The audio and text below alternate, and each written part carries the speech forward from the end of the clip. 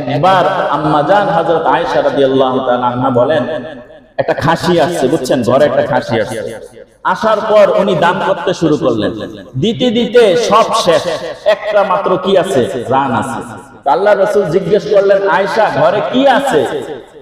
তো আম্মাজান বলেন যে ঘরের মধ্যে পুরা গোশতটা দেওয়া হয়ে গেছে, খাসির একটা রান আছে।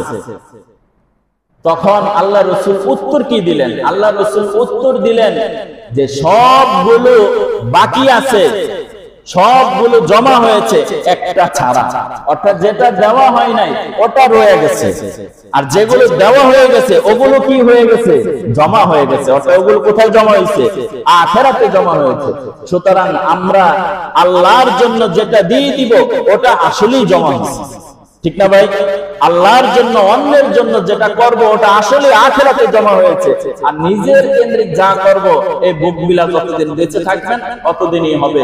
এই কারণে আমি ফার্স্টে একটা নিয়ত করি যে, এবং নাম লেখাবেন, এবং আমরা সর্বশেষ কত টাকা উঠলো, কত টাকা এবং আয় ব্যয়ের হিসাব দিব। আমি নিজের পক্ষ থেকে 500 টাকা দান করলাম, আলহামদুলিল্লাহ বলেন। এবং সবাই ইনশাআল্লাহ দান করবেন, এবং আমার নামে আমি 500 টাকা দিব। আল্লাহ তাআলা আমাদেরকে এই দ্বীনি কাজে অন্যের সহযোগিতায় সকলে ঐক্যবদ্ধভাবে কাজ করার তৌফিক দান করেন। যদি হুকুকুল ইবাদ, বান্দার হকগুলো ঠিকভাবে আদায় করতে পারি, তাহলে এতে করে আমাদের কষ্ট কম, লাভ কি বেশি। দুনিয়ার অল্প পুঁজিতে বেশি লাভ, অল্প টাকায় বেশি পাওয়া, এটা যেমন খুব বুঝি, আখিরাতটাও তো বোঝা দরকার আমাদের। তো আখিরাতের ক্ষেত্রে এই যে হুকুকুল ইবাদ, বান্দার সাথে বান্দার হকের ক্ষেত্রে অনেকগুলো হাদিস একসাথে করলে এটাই বুঝে আসে, এতে কষ্ট কম, লাভ কি বেশি। উদাহরণস্বরূপ আল্লাহ রাসূল সাল্লাল্লাহু আলাইহি ওয়াসাল্লাম বলেন, তাবরানী শরীফের 13468 নম্বর হাদিস, হযরত ইবনে ওমর রাদিয়াল্লাহু তাআলা আনহু থেকে বর্ণিত, আল্লাহ রাসূল বলেন, আহাব্বুন নাসি ইলাল্লাহি তাআলা আনফাউহুম লিন-নাস। আল্লাহ তাআলার কাছে সবচেয়ে বেশি ভালোবাসার মানুষ ওই ব্যক্তি যার মাধ্যমে অন্যের কি হয়, উপকার হয়। সে আল্লাহর কাছে ভালোবাসার ব্যক্তি। সুতরাং আমার মাধ্যমে যদি অন্যের উপকার হয়, তাহলে আপনি এটা বুঝে নেন যে আল্লাহ আপনার কিছুটা কি করে, পছন্দ করে। ওয়া উহিব্বুল আ'মালি ইলাল্লাহি তাআলা সুরুরুন তুদখিলুহু। আল্লাহ রাসূল সাল্লাল্লাহু আলাইহি ওয়াসাল্লাম বলেন যে ওই ব্যক্তিকেও আল্লাহ পছন্দ করে যে ব্যক্তি অন্যের অন্তরকে খুশি করে দেয়। সুবহানাল্লাহ।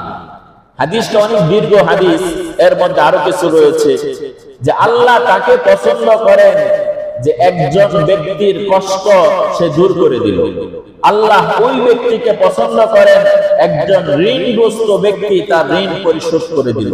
আল্লাহ ওই ব্যক্তিকে পছন্দ করেন একজন পিপাসার্ত ব্যক্তি তাকে পানি পান করাইল।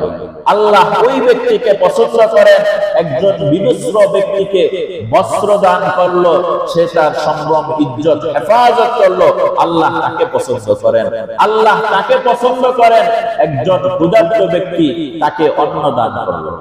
এই সবগুলো বলার পর হাদিসের শেষের অংশে আল্লাহ রাসূল বলেন, এটা আমি এত বেশি পছন্দ করি, আমার মসজিদে 1 মাস ইতিকাফের চাইতে বেশি পছন্দ করি। সুবহানাল্লাহ। আমার মসজিদ মানে কোন মসজিদ? তল্লা মসজিদ, মসজিদে নববী, অর্থাৎ মদিনা শরীফে। আল্লাহ রাসূল বলেন যে আমার মসজিদে 1 মাস ইতিকাফ করলে যতটুকু আমি পছন্দ করি, যতটুকু সওয়াব হবে, একজন ভাই অন্য ভাইয়ের যদি এই উপকারগুলো করে তার চাইতে বেশি সওয়াব হবে। সুবহানাল্লাহ। এই যে সুবহানাল্লাহ তো ঠিকই কইলেন হুজুর, এত সুন্দর একটা ফজিলত। এখন যদি অফার করি, আপনাকে টিকিট দেওয়া হলো, আপনি মদিনা শরীফে চলে যাবেন, ডাইরেক্ট একেবারে সব খরচ আমার, মদিনা যায়, 1 মাস আপনি কি করবেন, ইতিকাফ করবেন, আসবেন। এই একটা অফার দিলাম। আরেকটা অফার দিলাম সেই ফেনীতে, নোয়াখালীতে, কুমিল্লাতে এবং সীতাকুণ্ডের আশেপাশের অত্র এলাকায় প্রায় 40 লক্ষ মানুষ আজকে বিপদগ্রস্ত। আপনি ওনাদের জন্য কিছু খাবার, কিছু বস্ত্র ওনাদের জন্য নিয়ে যান, কিছু সহযোগিতা করেন। বলেন তো একেবারে ভিতর থেকে বলেন তো কোনটা গ্রহণ করবে? প্লেনে ওইরা ডাইরেক্ট কি মদিনায়, ওখানে নামাজ রোজা ইতিকাফ সওয়াবের অভাব নাই। কিন্তু আল্লাহ রাসূল কিন্তু এটা বলে নাই। আল্লাহ রাসূল বলেছেন ওই ক্ষুধার্ত ব্যক্তিকে খাবার দাও, আমি পছন্দ করি আমার মসজিদে 1 মাস ইতিকাফের চাইতে বেশি। সুবহানাল্লাহ। এই কারণে এই বিষয়গুলো খেয়াল করা। তো দেখেন কষ্ট কম, লাভ কি অনেক বেশি, অনেক বেশি। বরং মানুষ সমস্ত সৃষ্টি জীবের জন্য, এই পৃথিবীর বুকে যত মানুষ রয়েছে প্রতিটা মানুষ মহামূল্যবান একটা সম্পদ। এই মহামূল্যবান সম্পদ সে যদি চায় নিজেকে আরো দামি বানাইতে পারে, এই দামি শুধু সে দুনিয়ায় হয় না, বরং আসল দাম, আসল সম্মান হচ্ছে পরকালে। মানব সেবা, মানুষের সহযোগিতা, এই বিষয়গুলো ইসলাম এই ব্যাপারে খুব তাকিদ দেয়, খুব আদেশ করে। কিন্তু এই ব্যাপারে আমরা অনেকটা গাফেল। যদি গাফেলই না হতাম, বিগত সময়গুলোতে আমরা ধারাবাহিকভাবে আলোচনা করেছি যে অন্যের উপর জুলুম করা যাবে না, নিজে একা ধনী হয়ে যাবে, প্রতিবেশী না খেয়ে থাকবে, এই বৈষম্য যেন না থাকে। যোগ্য মানুষ চাকরি পাবে না, অযোগ্যরা চাকরি পাবে। এটি কি ইনসাফ না জুলুম? জুলুম। এগুলো হচ্ছে হুকুকুল ইবাদ। আল্লাহ রাব্বুল আলামিন এই সূরাতুন নিসার 36 নম্বর আয়াতে হুকুকুল ইবাদ, বান্দার সাথে অন্য বান্দার হকের সম্পর্কের কথা বলেছে। যে সময় আমরা আজকে মসজিদে অবস্থা এতটাই নাজুক, আরামসে যে বসে রয়েছি, অনেক বাসা বাড়িতে, অনেক না সব বাসা বাড়িতে আজকে দুপুরের রান্না হচ্ছে, তাই না? খাবার পাকানো হচ্ছে। আর আমরাও এটা বুঝে নিয়েছি হুজুরের বয়ানটা কখন শেষ হবে, শেষ সময় জানা। 2 রাকাত নামাজ পড়ে আবার সুন্নত না পড়েই কি বাড়িতে দৌড়, এরপরে খানা দানার ব্যবস্থা আছে আরামসে। এই যে আরাম আয়েশে যে জিন্দেগিটা, এটাও আল্লাহর নিয়ামত। সাথে সাথে আপনার মতো আমার মতো অনেক ভাই আর বোন, সে আজকে জীবন সংকটের মধ্যে রয়েছে।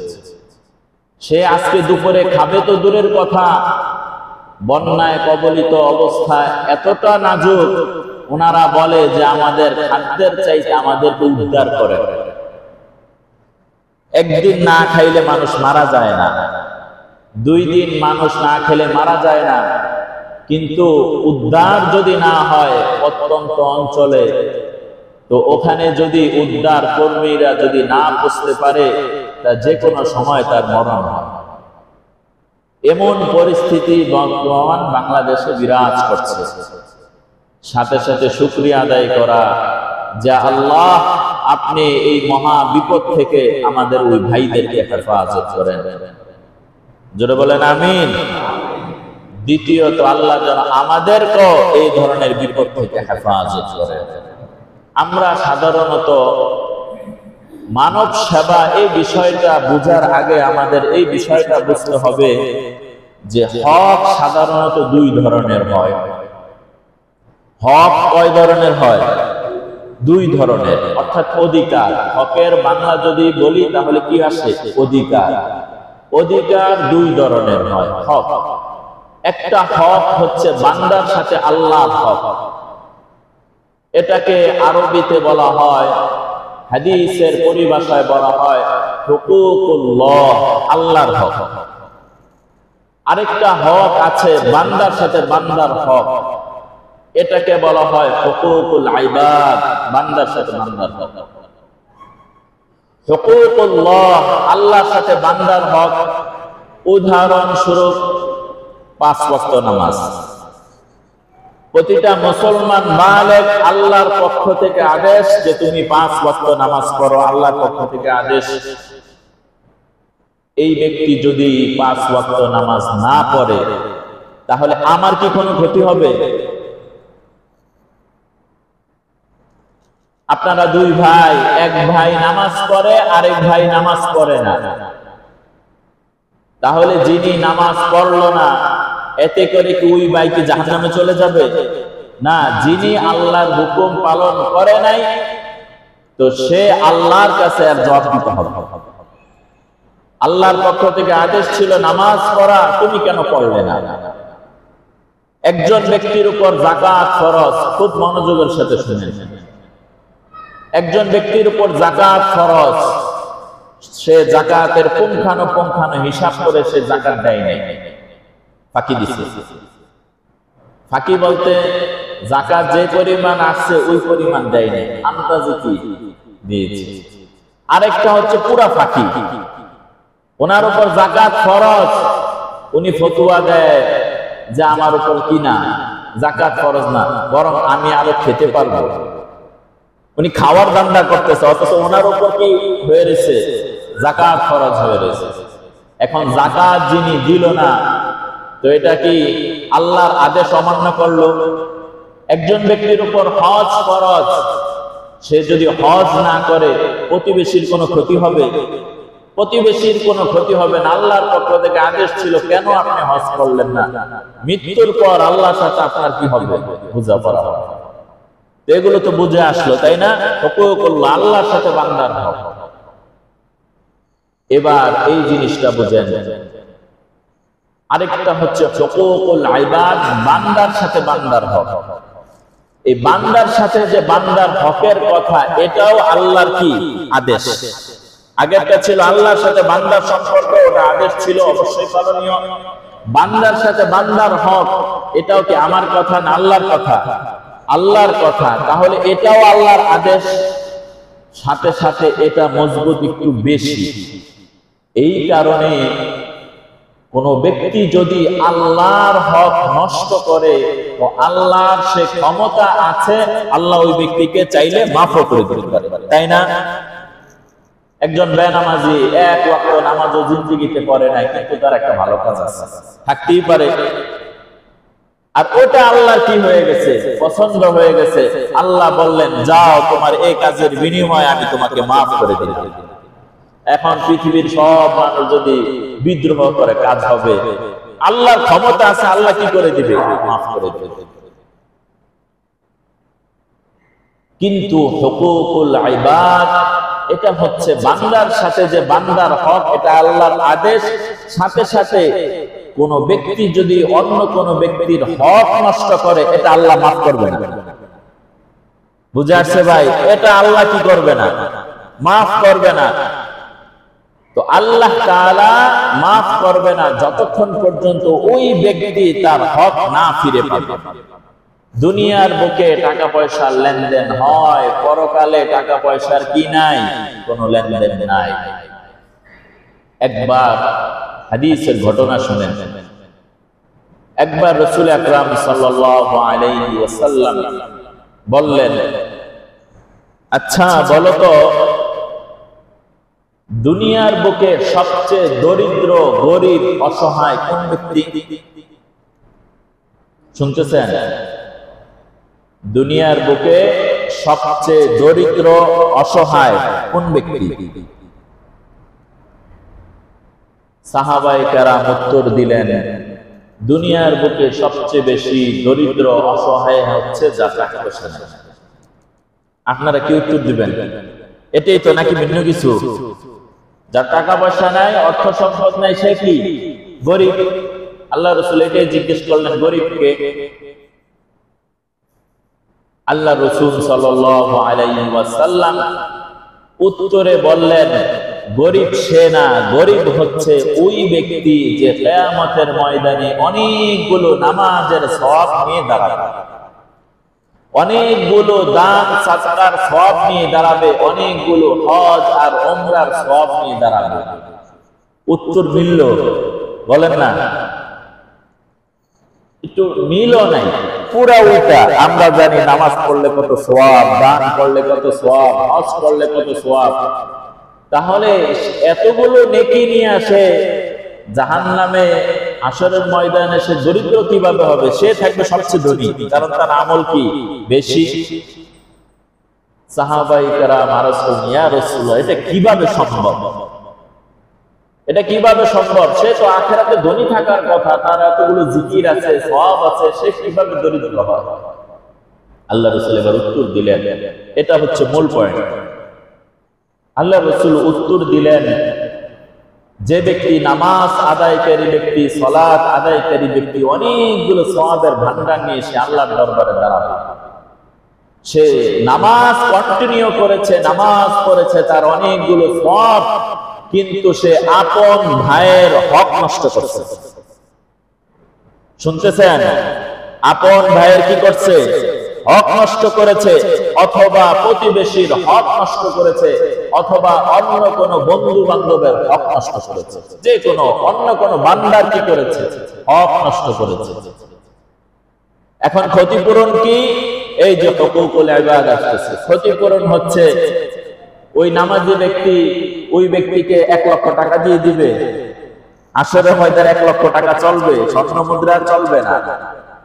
তখন ওই ব্যক্তির সওয়াব, যার হক নষ্ট করেছে, এই নামাজি ব্যক্তির নামাজের সওয়াব তাকে দিয়ে দেওয়া হবে।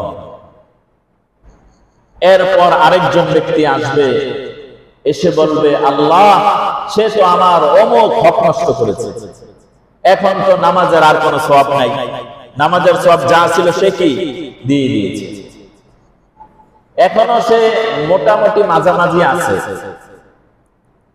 এখন আরেকজন ব্যক্তি যখন আসবে, এসে বলবে, আমার হক নষ্ট করেছে এই ব্যক্তি, এখন তো তার দেওয়ার মতো আর কিছু নাই, সওয়াব যা ছিল সব শেষ। এরপর আল্লাহ বলবেন যে তোমার পাপের বোঝা তার ঘাড়ে চাপিয়ে দেওয়া হলো। ওই নেককার ব্যক্তির ঘাড়ের মধ্যে বদকারের পাপের চাপ তার কাঁধে বহন করে দেওয়া হবে। এখন বলেন তো, ওই নামাজি ব্যক্তির নামাজে কোনো কাজে আসলো না? এখন সবচেয়ে বড় বিপদের মধ্যে সে আছে, যে সে সওয়াবের ভান্ডার নিয়ে এসেছে, ওঠার পর এটা কাজে লাগলো না, ফার্স্ট স্টেজে শেষ, দ্বিতীয় স্টেজে অন্যের বোঝা তার কাঁধে। কেননা আল্লাহ তাআলা বান্দার হক কি করবে না? মাফ করবে না। তো আল্লাহ রাসূল বললেন, এবার বুঝে আসলো কিনা সে কিভাবে দরিদ্র হয়। আসলে পরকালে সে অত্যন্ত দরিদ্র হয়ে যাবে। আমরা সাধারণত দেখি আল্লাহর হকের ব্যাপারে আমরা খুব সতর্ক, এটা আলহামদুলিল্লাহ ভালো। আমরা নামাজ পড়ি, যাকাত দেই, দান সদকা করি, নফল ইবাদত করি, রোজা রাখি, তাহাজ্জুদ করি, জিকির আজকার করি, এগুলো যেমন ইবাদত, সাথে সাথে বান্দার প্রতি অন্য বান্দার যে হক আরো গুরুত্বপূর্ণ, এই অনুধাবনটা আমাদের দিলের মধ্যে নাই, এবং এটার সওয়াব যে বেশি, এই অনুধাবন আমাদের মধ্যে কি নাই। যদি মুসলমানের দিলের মধ্যে এটার গুরুত্ব থাকতো, তাহলে এক মুসলমান অন্য মুসলমানের একটা চুলেরও কি করতে পারে না, ক্ষতি করতে পারে না। আল্লাহ তাআলা আমাদেরকে হুকুকুল ইবাদের ব্যাপারে সতর্ক থাকার তৌফিক দান করেন। এখানে আল্লাহ তাআলা কি বলেন শুনেন, ওয়া'বুদুল্লাহ ওয়া লা তুশরিকু বিহি শাইআ।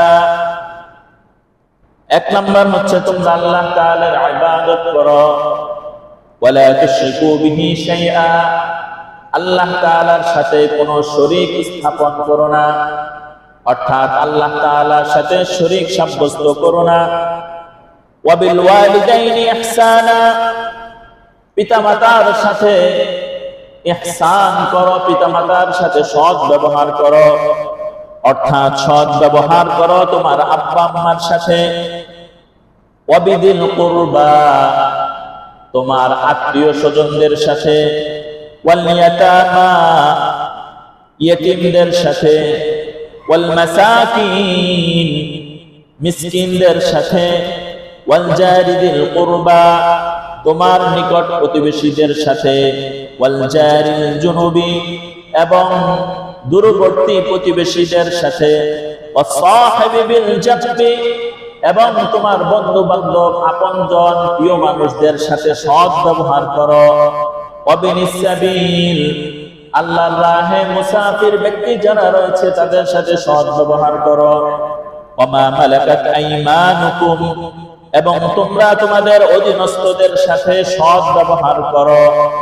তাহলে এখানে এই আয়াতের মধ্যে আল্লাহ সর্বপ্রথম তার নিজের হকের কথা বলছেন, যে শুনে রাখো আমি তোমাদের মালিক, আমি একমাত্র খালেক, আমি তোমাদের মালিক, তোমরা একমাত্র আমার দাসত্ব করো এবং আমার সাথে কারো শরীক করো না। তো প্রথমে আল্লাহর হকের কথা এসে গেল। 2 নাম্বার দেখেন, পিতামাতার সাথে হকের আচরণ করা, সৎ ব্যবহার করা, আত্মীয় স্বজনদের সাথে সৎ ব্যবহার করা, ইয়েতিমদের সাথে দয়ার আচরণ করা, মিসকিনদের সাথে সৎ ব্যবহার করা, প্রতিবেশীর সাথে সৎ ব্যবহার করা, প্রতিবেশী থেকে একটু দূরে তাদের সাথে সৎ ব্যবহার করা, বন্ধু বান্ধব আপনজনের সাথে সৎ ব্যবহার করা, মুসাফিরদের সাথে সৎ ব্যবহার করা। এই সবগুলো কি নিজ কেন্দ্রিক না অপর কেন্দ্রিক? অপর কেন্দ্রিক, অর্থাৎ এটা নিজের স্বার্থের সাথে না, বরং অন্যের স্বার্থ নিজের সাথে কি যুক্ত। অর্থাৎ পিতা মাতার সাথে অনেকে তো দুর্ব্যবহার করে, কিন্তু আব্বা আম্মার সাথে সে আরেকটা মানুষ, আমি একটা মানুষ। আল্লাহ বলেন যে তোমার পিতা মাতার সাথে তুমি সৎ ব্যবহার করো। তোমার আত্মীয় সে আরেকটা দেহ, আমি এখানে আরেকটা দেহ, তো এই দেহের ওই দেহের উপর কিছু হক রাখে, এই হকগুলো তোমরা কি করে দাও? আদায় করে দাও। এখানে 7টা বিষয় উল্লেখ করা হয়েছে। সুতরাং আমরা সাধারণত ওই যে প্রথম যেটা বললাম, হুকুকুল্লাহ, আল্লাহর হকের ব্যাপারে যতটা সতর্ক সচেতন, বান্দার হকের ব্যাপারে আমরা অতটা কিনা সচেতন না। আল্লাহ তাআলা আমাদেরকে সে সচেতন হওয়ার তৌফিক দান করুন। এই সতর্ক থাকার অনেকগুলো ফায়দাও রয়েছে। সাধারণত অনেকগুলো চিন্তা ভাবনা করে দেখলাম, বড় বড় 3টা ফায়দা, অনেকগুলো হাদিস একসাথে করলে এই ফায়দাগুলো চোখের সামনে আসে। 1 নাম্বার ফায়দা হচ্ছে যে এতে কষ্ট কম, লাভ বেশি। যদি হুকুকুল ইবাদ, বান্দার হকগুলো ঠিকভাবে আদায় করতে পারি, তাহলে এতে করে আমাদের কষ্ট কম, লাভ কি বেশি। দুনিয়ার অল্প পুঁজিতে বেশি লাভ, অল্প টাকায় বেশি পাওয়া, এটা যেমন খুব বুঝি, আখিরাতটাও তো বোঝা দরকার আমাদের। তো আখিরাতের ক্ষেত্রে এই যে হুকুকুল ইবাদ, বান্দার সাথে বান্দার হকের ক্ষেত্রে অনেকগুলো হাদিস একসাথে করলে এটাই বুঝে আসে, এতে কষ্ট কম, লাভ কি বেশি। উদাহরণস্বরূপ আল্লাহ রাসূল সাল্লাল্লাহু আলাইহি ওয়াসাল্লাম বলেন, তাবরানী শরীফের 13468 নম্বর হাদিস, হযরত ইবনে ওমর রাদিয়াল্লাহু তাআলা আনহু থেকে বর্ণিত, আল্লাহ রাসূল বলেন, আহাব্বুন নাসি ইলাল্লাহি তাআলা আনফাউহুম লিন-নাস, আল্লাহ তাআলার কাছে সবচেয়ে বেশি ভালোবাসার মানুষ ওই ব্যক্তি যার মাধ্যমে অন্যের কি হয়? উপকার হয়। সে আল্লাহর কাছে ভালোবাসার ব্যক্তি। সুতরাং আমার মাধ্যমে যদি অন্যের উপকার হয়, তাহলে আপনি এটা বুঝে নেন যে আল্লাহ আপনার কিছুটা কি করে? পছন্দ করে। ওয়া উহিব্বুল আ'মালি ইলাল্লাহি তাআলা সুরুরুন তুদখিলুহু, আল্লাহ রাসূল সাল্লাল্লাহু আলাইহি ওয়াসাল্লাম বলেন যে ওই ব্যক্তিকেও আল্লাহ পছন্দ করে যে ব্যক্তি অন্যের অন্তরকে খুশি করে দেয়। সুবহানাল্লাহ। হাদিসটা অনেক দীর্ঘ হাদিস, এর মধ্যে আরো কিছু রয়েছে যে আল্লাহ তাকে পছন্দ করেন যে একজন ব্যক্তির কষ্ট সে দূর করে দিল। আল্লাহ ওই ব্যক্তিকে পছন্দ করেন একজন ঋণগ্রস্ত ব্যক্তি তার ঋণ পরিশোধ করে দিল। আল্লাহ ওই ব্যক্তিকে পছন্দ করেন একজন পিপাসার্ত ব্যক্তি তাকে পানি পান করাইল। আল্লাহ ওই ব্যক্তিকে পছন্দ করেন একজন বিনস্র ব্যক্তিকে বস্ত্র দান করলো, সে তার সম্ভ্রম ইজ্জত হেফাজত করলো, আল্লাহ তাকে পছন্দ করেন। আল্লাহ তাকে পছন্দ করেন একজন ক্ষুধার্ত ব্যক্তি তাকে অন্ন দান করলো। এই সবগুলো বলার পর হাদিসের শেষের অংশে আল্লাহ রাসূল বলেন, এটা আমি এত বেশি পছন্দ করি, আমার মসজিদে 1 মাস ইতিকাফের চাইতে বেশি পছন্দ করি। সুবহানাল্লাহ। আমার মসজিদ মানে কোন মসজিদ? তল্লা মসজিদ, মসজিদে নববী, অর্থাৎ মদিনা শরীফে আল্লাহ রাসূল বলেন যে আমার মসজিদে এক মাস ইতিকাফ করলে যতটুকু আমি পছন্দ করি, যতটুকু সওয়াব হবে, একজন ভাই অন্য ভাইয়ের যদি এই উপকারগুলো করে তার চাইতে বেশি সওয়াব হবে। সুবহানাল্লাহ। এই যে সুবহানাল্লাহ তো ঠিকই কইলেন হুজুর, এত সুন্দর একটা ফজিলত। এখন যদি অফার করি, আপনাকে টিকিট দেওয়া হলো, আপনি মদিনা শরীফে চলে যাবেন, ডাইরেক্ট একেবারে সব খরচ আমার, মদিনা যায়, এক মাস আপনি কি করবেন? ইতিকাফ করবেন, আসবেন। এই একটা অফার দিলাম। আরেকটা অফার দিলাম, সেই ফেনীতে, নোয়াখালীতে, কুমিল্লাতে এবং সীতাকুণ্ডের আশেপাশের অত্র এলাকায় প্রায় 40 লক্ষ মানুষ আজকে বিপদগ্রস্ত। আপনি ওনাদের জন্য কিছু খাবার, কিছু বস্ত্র ওনাদের জন্য নিয়ে যান, কিছু সহযোগিতা করেন। বলেন তো, একেবারে ভিতর থেকে বলেন তো কোনটা গ্রহণ করবেন? প্লেনে উইরা ডাইরেক্ট কি মদিনায়, ওখানে নামাজ রোজা ইতিকাফ সওয়াবের অভাব নাই। কিন্তু আল্লাহ রাসূল কিন্তু এটা বলে নাই। আল্লাহ রাসূল বলেছেন ওই ক্ষুধার্ত ব্যক্তিকে খাবার দাও, আমি পছন্দ করি আমার মসজিদে এক মাস ইতিকাফের চাইতে বেশি। সুবহানাল্লাহ। এই কারণে এই বিষয়গুলো খেয়াল করা। তো দেখেন, কষ্ট কম, লাভ কি অনেক বেশি, অনেক বেশি। 2 নাম্বার, এই যে এতগুলো বিষয়গুলো বললাম, 2 নাম্বার আরেকটা ফায়দা হচ্ছে দুনিয়ায় তার জন্য বরকতের কারণ হবে। এই কাজগুলো যদি করেন দুনিয়ায় বরকত হবে। আল্লাহ রাসূল সাহাবায়ে কেরাম জিজ্ঞেস করেন দুনিয়ায় কি বরকত হবে? আল্লাহ রাসূল বললেন 2টা জিনিসের বরকত হবে। 1 নাম্বার হচ্ছে তার হায়াতের বরকত হবে, 2 নাম্বার হচ্ছে তার রিজিকের বরকত হবে। অর্থাৎ যে অন্যের উপকারে আসবে, আল্লাহ তার হায়াতকে বাড়ায় দিবে। তো কোন হায়াত দামি? ওই হায়াত দামি যেটা আল্লাহর দাসত্বের সাথে হয়, আল্লাহর গোলামের সাথে হয়, ওই হায়াতটা হচ্ছে দামি হায়াত। একজন ব্যক্তি 80 বছর হায়াত পাইলো, এখন পর্যন্ত বুড়া মানুষ কবরে চলে গেছে, 70 বছর এখনো দাঁড়িয়ে আছে। বলেন 60 বছর এখনো সে মসজিদে আসে না, ওই হায়াতের কি মূল্য আছে? আরেকজন যুবক ভাই সবে মাত্র জওয়ানিতে প্রবেশ করেছে, বয়স হয়তো 20-25 বছর, আল্লাহর ভয় তার দিলের মধ্যে এসে গেছে, সে দাড়ি রেখে দিয়েছে, নিয়মিত নামাজ পড়ার চেষ্টা করতেছে। এই সময় তো দুষ্কামির মহা সুযোগ, তাই না? এই সময় যদি আল্লাহর দাসত্বের জন্য এসে যায়, তাহলে এই যুবক আল্লাহ তাআলার কাছে কত দামি। কিন্তু আমাদের তো অনেক সময় আফসোস হয় যে হয়তোবা হুজুর জিন্দেগীর অনেকটা সময় অনর্থক কাটছে কিনা ভাই? এমন জিন্দেগির এমন অনেকটা সময় আল্লাহর স্মরণের বাহিরে কি কেটে গেছে। ওই জিন্দেগিটা কি ফিরে আনা সম্ভব? ফিরে আনা সম্ভব না। কিন্তু তওবা আর ইস্তেগফার করলে আল্লাহ তাআলা ওই গুনাহগুলো কি করে দিবে? মাফ করে দিবে। 3 নাম্বার আরেকটা বড় ফায়দা হচ্ছে আল্লাহ তাআলা বিপদ থেকে মুক্তি দান করবেন। এই যে অন্যের কাজে আসা, তো আল্লাহ বিপদ থেকে মুক্তি দান করবেন। বিপদ থেকে মুক্তি দান করবেন, সাথে সাথে আল্লাহ দোয়া কবুল করবেন। আমরা সাধারণত দেখি ওই মাজারে যায়, পীরের কাছে একই চায়, দোয়া চায়, হুজুরের কাছে দোয়া চায়। কিন্তু আপনার দোয়া কবুলের একটা মাধ্যম হচ্ছে অন্যের উপকার করা। আমি একটা সর্বশেষ হাদিস শোনাবো। তো এই বিষয়গুলো আমাদের মাথায় রাখা দরকার যে আমার নিজের কিছু নেক আমলের উসিলা করে যদি আল্লাহর কাছে দোয়া করি, আল্লাহ সে দোয়া কি করবে? কবুল করবে।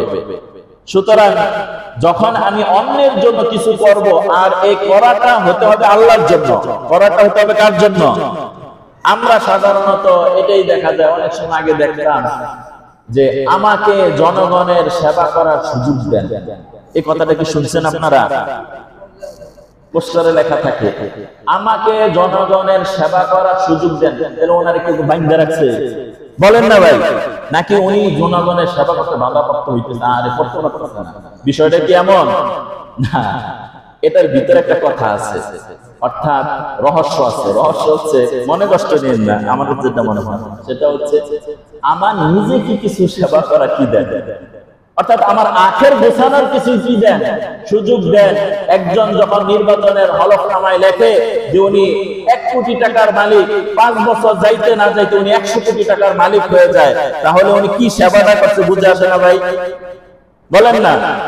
হলফনামায় যে নির্বাচন করার আগে হলফনামায় দিতে হয় আপনি কত টাকার মালিক, জানেন কিনা? তো হলফনামায় দেয় যে আমার সব মিলিয়ে আমি 50 লক্ষ টাকার মালিক। উনি বছরের আগা মাথায় উনি 10টা 30টা বিল্ডিং এর মালিক হয়ে যায়, বিভিন্ন কোম্পানির মালিক হয়ে যায়, 10 কোটি 20 কোটি টাকার মালিক হয়ে যায়। কি সেবাটা দিছে! কিন্তু এই যে সেবার কথা বলতেছি, আবার আরেক বড় ধরনের সেবার মধ্যে বড় ধরনের এক ভাইরাস হচ্ছে ছবির ভাইরাস। ওই করোনার সময় দেখতাম মাস্ক একটা 5 টাকার মাস্ক নেতাই দিতেছে, এই সাইডে রশিদে 10 জন ধরে রাখছে, ওই সাইডে রশিদে কি 10 জন, সবাই ছবি তুলতেছে, দিতেছে। কি দিতেছে? মাস্ক দিতেছে। বুঝাইলো আমি দিচ্ছি না রে ভাই, না। অর্থাৎ এই সেলফির যে শোহরত, নিজেকে আত্মপ্রকাশ করা, এটা মাথা থেকে ছাড়তে হবে। এটা মাথা থেকে ছেড়ে মাথায় এটাই ঢুকাইতে হবে যে আল্লাহ আমার এই কাজটা একমাত্র আপনার জন্যই।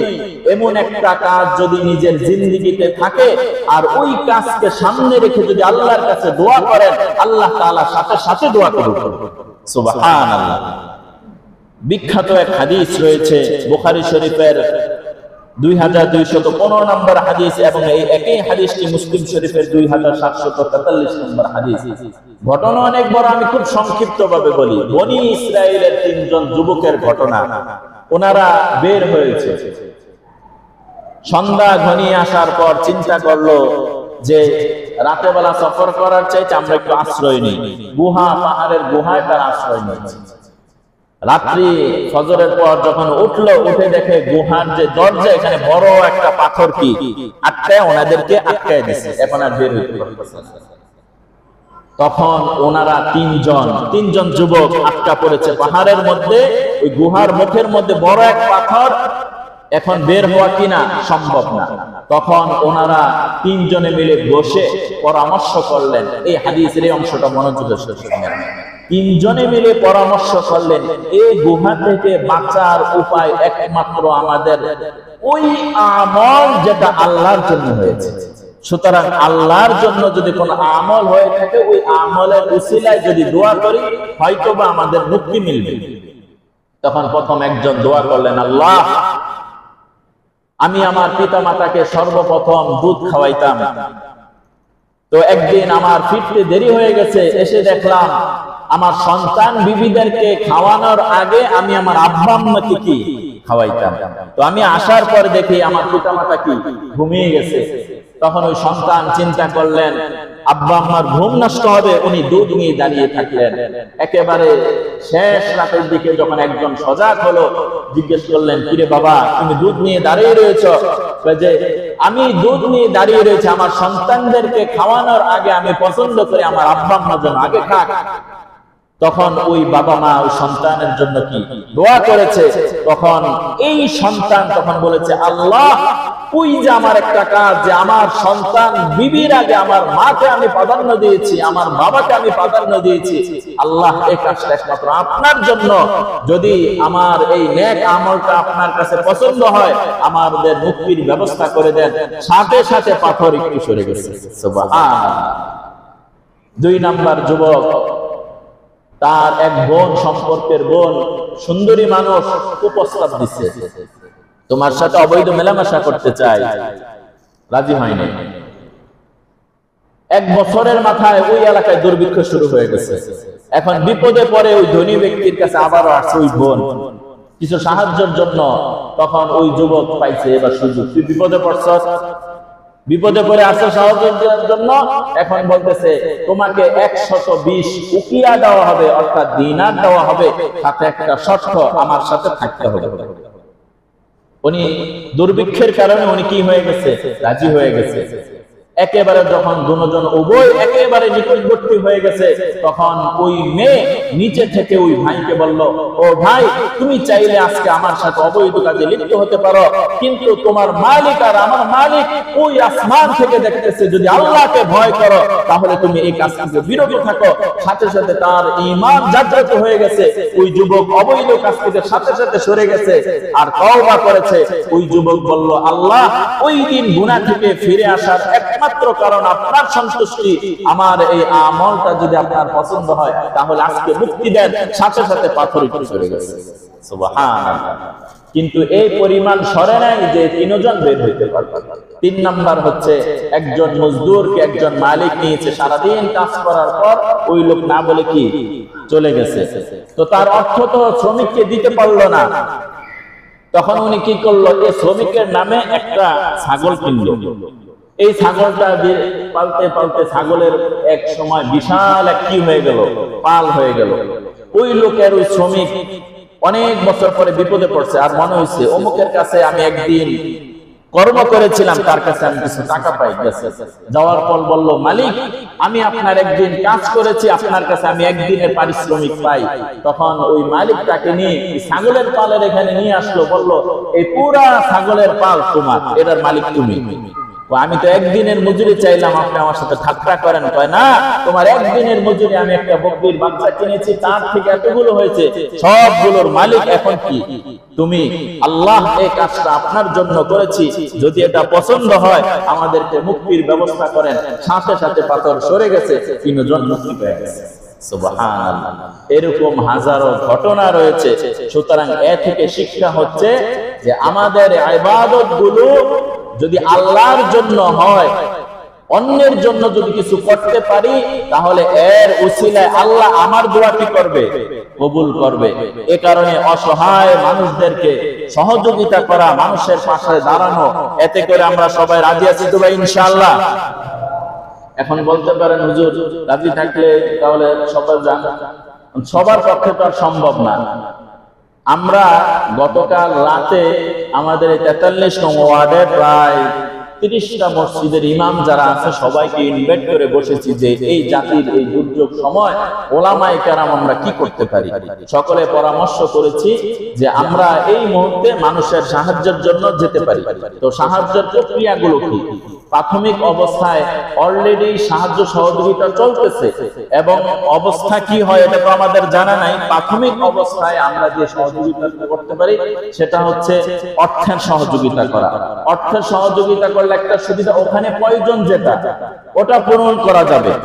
এখান থেকে আমি যে অনেক কিছু নিয়ে গেলাম ওটার প্রয়োজন নেই, অন্য একটা জিনিসের প্রয়োজন। এই কারণে অর্থ হলে তাদের প্রয়োজন অনুযায়ী তারা এটা মিট করতে পারবে।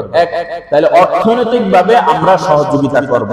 প্রত্যেকেই, প্রতিটা মা বোন, প্রতিটা যুবক ভাই এবং এলাকার পুরুষ এবং মা যারাই আছেন, সামর্থ্য অনুযায়ী 1 টাকা হলো আপনি এই আল্লাহর রাহে খরচ করেন, কেননা এটা আল্লাহর দরবারে থাকবে, আল্লাহর জন্য। 2 নাম্বার হচ্ছে আরেকটা উদ্যোগ নিয়েছি, এই নগদ অর্থের সাথে সাথে শুকনা খাবার। শুকনা খাবারের ক্ষেত্রে আমরা চিরা, মিঠাই এবং পানি, বিশুদ্ধ পানি এবং বিস্কুট। বিস্কুটের ক্ষেত্রে এক ধরনের একটা বিস্কুট আছে, এক প্যাকেটের মধ্যে অনেকগুলো থাকে। একটা বিস্কুট আছে, ওটার নাম কি? লেক্সাস। হ্যাঁ, লেক্সাস বিস্কুট অনেকগুলো থাকে। বৃষ্টি বাদলের জন্য বেকারির খাবারগুলো নিলে নষ্ট হবে। তো এক প্যাকেটটা 10 জনও কি খেতে পারবে। যাদের সম্ভব হয় আমাদেরকে চিরা, মিঠাই এবং এই বিস্কুটের প্যাকেট, এই বিস্কুটের প্যাকেট এবং পানি, এগুলো আমাদের মসজিদের মধ্যে দিয়ে যাবেন আগামী শনিবার পর্যন্ত। শনিবার রাতে আমরা এগুলো ফিকির করব। এগুলো নির্ভরযোগ্য সোর্সে যদি সম্ভব হয় আমরা নিজেরা যায় যাব, অথবা সেনাবাহিনীর মাধ্যমে হোক, অথবা এই বৈষম্য ছাত্র আন্দোলনে ওরা সহযোগিতা করতেছে, অথবা আপনারা জানেন যে আস-সুন্নাহ ফাউন্ডেশন আছে, শেখ আহমদুল্লাহ, আল্লাহ তাআলা ওনার মাধ্যমে যে এত বড় খেদমত করতে, উনি গত কয়েকদিন আগে শুনেছে অলরেডি 5 কোটি টাকা উনি দান করে দিয়েছে। আলহামদুলিল্লাহ, 5 কোটি টাকা, এবং সাথে সাথে ঘোষণা দিয়েছে আরো 5 কোটি টাকা অ্যাড করা হলো, 10 কোটি টাকা মানবের সেবায়। এটা কি নিজের জন্য ভাই না অন্যের জন্য? অন্যের জন্য। যদি সম্ভব হয় শনিবার পর্যন্ত এই অর্থগুলো সবাই তো আর হয়তো বা আমাকে সবাই কাছেও পাবেন না, আমি কয়েকজনের নাম বলে দেই। আমাদের মুয়াজ্জিন সাহেবের কাছে অর্থ আর এই পণ্যগুলো দিতে পারেন। এরপর আমাদের মান্নান কাকা নিয়মিত থাকে, নাজিরউদ্দিন কাকা নিয়মিত থাকে, শহীদুল্লাহ ভাই নিয়মিত থাকে। এরা মসজিদের সাথে একেবারে সব সময় থাকে। তো ওনাদের কাছে আপনারা এই সাহায্যগুলো পৌঁছিয়ে দিবেন। আগামী রাত্রে অর্থাৎ শনিবার রাত্রের আগে আগে এই জিনিসগুলো পৌঁছিয়ে দিবেন। আমাদের এই সংগঠনের যিনি কেশিয়ার বর্তমান সামাজিক মাদ্রাসার সম্মানিত ইমাম খতিব, উনি হচ্ছে মূল জিম্মাদার। এই আগামীকাল অর্থাৎ এই আজকে দিনের মধ্য থেকে যতটুকু পারেন এবং কালকে দিনের মধ্য থেকে যতটুকু পারেন আপনারা দেওয়ার চেষ্টা করবেন। পরবর্তী সপ্তাহে যদি অবস্থা বেগতিক দেখে আমরা বছরের একটা কি করব, ফিকির করব, সাথে সাথে দোয়া করা, অন্যের জন্য কিছু করা করব তো ভাই ইনশাআল্লাহ। এবং প্রতিটা মসজিদ থেকে আজকে এই আওয়াজগুলোই হচ্ছে এবং উত্তরপাড়া মসজিদ, আমাদের এই পাশ ওই পাশ, ডুমনি, পাতিরা, পুরো এলাকার মধ্যে এই কার্যক্রমগুলো চলবে। আমরা খুব দ্রুত এই কাজগুলো করার চেষ্টা করব। আল্লাহ তাআলা আমাদেরকে অন্যের সহযোগিতায় নিজের জানও কোরবান করার তৌফিক দান করেন। কেননা এক সর্বশেষ একটা হাদিস বলে সময় শেষ। একবার আম্মা জান হযরত আয়েশা রাদিয়াল্লাহু তাআলা আনহা বলেন, একটা খাসি আসছে, বুঝছেন, ঘরে একটা খাসি আসছে। আসার পর উনি দান করতে শুরু করলেন, দিতে দিতে সব শেষ, একটা মাত্র কি আছে, রান আছে। আল্লাহ রাসূল জিজ্ঞেস করলেন, আয়েশা ঘরে কি আছে? তো আম্মা জান বলেন যে ঘরের মধ্যে পুরা গোশতটা দেওয়া হয়ে গেছে, খাসির একটা রান আছে। তখন আল্লাহ রাসূল উত্তর কি দিলেন? আল্লাহ রাসূল উত্তর দিলেন যে সবগুলো বাকি আছে, সবগুলো জমা হয়েছে, একটা ছাড়া। অর্থাৎ যেটা দেওয়া হয় নাই ওটা রয়ে গেছে, আর যেগুলো দেওয়া হয়ে গেছে ওগুলো কি হয়ে গেছে, জমা হয়ে গেছে। অর্থাৎ ওগুলো কোথায় জমা হয়েছে? আখিরাতে জমা হয়েছে। সুতরাং আমরা আল্লাহর জন্য যেটা দিয়ে দিব ওটা আসলেই জমা হয়েছে, ঠিক না ভাই? আল্লাহর জন্য অন্যের জন্য যেটা করব ওটা আসলে আখিরাতে জমা হয়েছে। আর নিজের কেন্দ্রিক যা করব এই বুকবিলা যতদিন বেঁচে থাকবেন ততদিনই হবে। এই কারণে আমি ফার্স্টে একটা নিয়ত করি যে, এবং নাম লেখাবেন, এবং আমরা সর্বশেষ কত টাকা উঠলো, কত টাকা এবং আয় ব্যয়ের হিসাব দিব। আমি নিজের পক্ষ থেকে 500 টাকা দান করলাম, আলহামদুলিল্লাহ বলেন। এবং সবাই ইনশাআল্লাহ দান করবেন এবং আমার নামে আমি 500 টাকা দিব। আল্লাহ তাআলা আমাদেরকে এই দ্বীনি কাজে অন্যের সহযোগিতায় সকলে ঐক্যবদ্ধভাবে কাজ করার তৌফিক দান করেন। আমিন। ওয়া আখির দাওয়ানা আলহামদুলিল্লাহি রাব্বিল আলামিন।